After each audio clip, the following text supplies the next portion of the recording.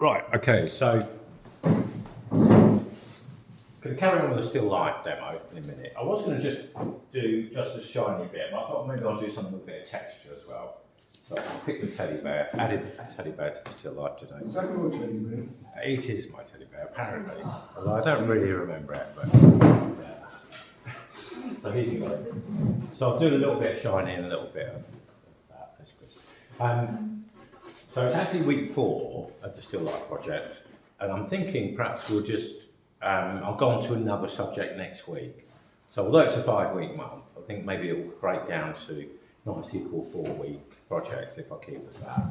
So the theme for next month, or next week, it's not actually next month yet, is weather, sort of like weather, different kinds of weather. So if you've got any images you want to use for that, or if you fancy taking that on as a theme, sort of weather effects, that would be.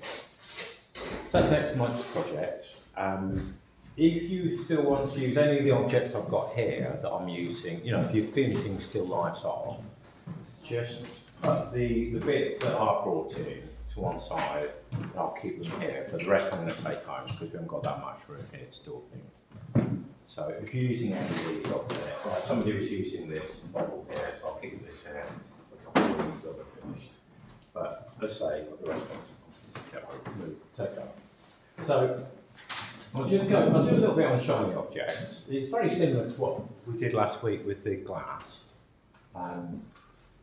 Because whereas with the glass, it's a mixture of looking through and then shadows and reflections. With something like a shiny object, you're seeing part of the kind of slightly grey metal, but then the rest is things that are reflected. So what I've done is I've started in exactly the same way. Last week I started with just a green flat painted bottle, and I painted in some of the shadows and some of the highlights, and then some of the colours I could see through that were slightly distorted, like this distorted lime and things like that. So with the jug, the shiny jug, I'll do a little bit of that. Let's see. So what I'm seeing is I'm seeing certain reflections, like there's a reflection just down the middle, which is basically my reflection. I'm just sort of seeing a big dark mark, probably about there. So I can kind of paint that in. So it's probably best to start with a grey underpainting that you can then work into. And really, most of what I'm seeing is a sort of series of stripes. There's something reflected from over here. And in fact, one thing you can do is have things that you want to paint the reflection of. So if I wanted, say, the reflection of an orange there, I could perhaps paint a little bit of that in. So it'd be like a reflection of an orange there. It's quite shadowy there, and then a little bit lighter as we work our way up. And then finally, slightly brighter bit on the top. And then above that, I've just got other kind of lines of crystallized a bit too water. Just makes it a bit more. Really shades of grey, lots of shades of grey really. Some darks and lighter, so there's a kind of darkish line there. See another shadow in there. This is acrylic, but I would be painting in the same way with oils, or if you were using something like gouache, that would be the same sort of process. So a kind of series of darker stripes. And then around here, where it's next to the teddy bear, it's actually quite dark. Quite a dark shadow in there. And I've got a little bit of kind of teddy bear.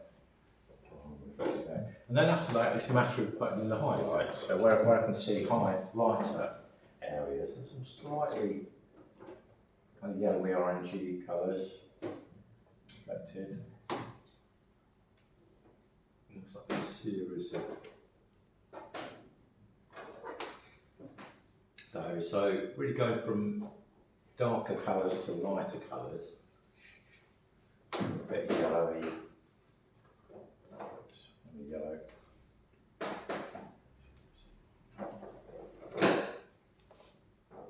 Slightly bigger brush.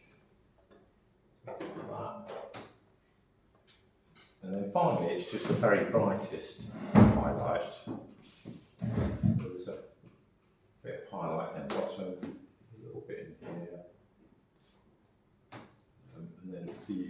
of running through here. On the top. And what you're really seeing is very rapid changes from light to dark. You know, it's strong contrasts, and they don't necessarily form any kind of logical. There probably is a logical way, but it's not necessarily like if you look at the orange, it goes from light and gradually goes into dark, whereas this is quick, choppy changes. So that's the thing to look for with, and then actually on the top, I'm seeing a tiny bit of a slightly bluey reflection, which is actually probably come from here, probably reflecting a bit of that. So that is just slightly broken up. Yeah. So that's basically how I go about, you know, painting something like a reflective object. In terms of textures, so going on to the teddy bear now. What I tend to do, this was a bit I did this morning, so I'll do a little bit on this side.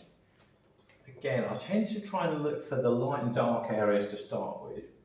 So it's a greyish teddy, what I call a warm grey. It's not I think mostly a warm grey. So I'm really just looking for patches of tone. So there's a little bit lighter there. To start with, I'm not going to worry too much about trying to make it look furry. Really just want to try and ignore that and just try and see it as areas of light and dark. And then around here a little bit of shadow. That's probably a bit too blue. Its ear is in shadow. A little bit of shadow across here. Probably want to go a little bit darker here, and then I can go a bit lighter over the top. Just paint a passage through here. I've already got some of these darks in, so it's really like under the arms and things like this. You've got a really dark area, so it's probably best to get those darker areas in first, and we can work the lighter bits over the top.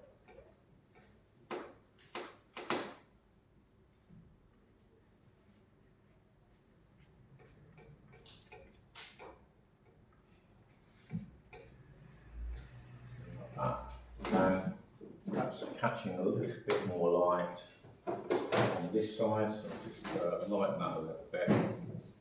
And once I've got that almost sort of blocked in, that's when I try and start to get some of the effects of the fur. So there's little bits of fur kind of coming over its eyes. And I'm just using ordinary brushes. I've seen people want to use the fan brushes, and fan brushes are actually intended as a blending brush, really. So if I wanted to just soften some of these edges out, that's quite a nice way to do it. But I wouldn't be able to just rely on that to get a fur effect.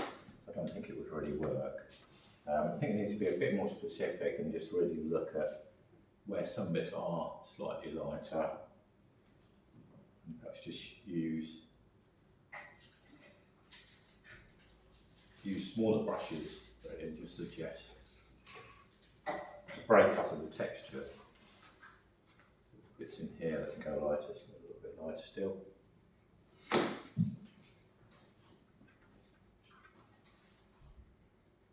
It's a bit too white.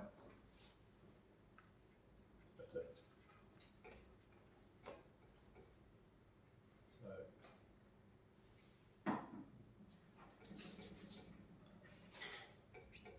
Yeah, just kind of break up and just make a few, it's almost like an impression of the texture rather than trying to absolutely replicate it. And then some of the darks can go in, like its nose.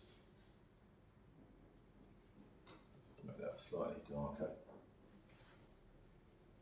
I'd already put the eye in, but maybe a little bit more there, a little bit there.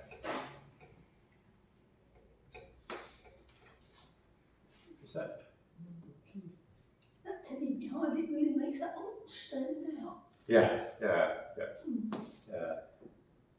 Someone says you can put your hand in. Yeah, so it's trying to give an impression, but it's you know, if you didn't have those strong dark, strong lights, it would just look really flat.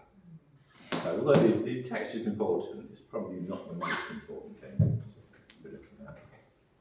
Is that okay? Anybody got any questions? Yeah, so as I say, because Brendan was just slightly late, the next project, which I'll start next week, although we're not into another month yet, is weather effects. So, yeah, it could be drizzle, sun, whatever you can come up with. So if you've got any references and the images, that'd be great. I'll have a look through what I've got. My printer broke last week, so hopefully I'll have a printer by next week. If not, we'll just have to have a look what we've got. Thank you. Okay.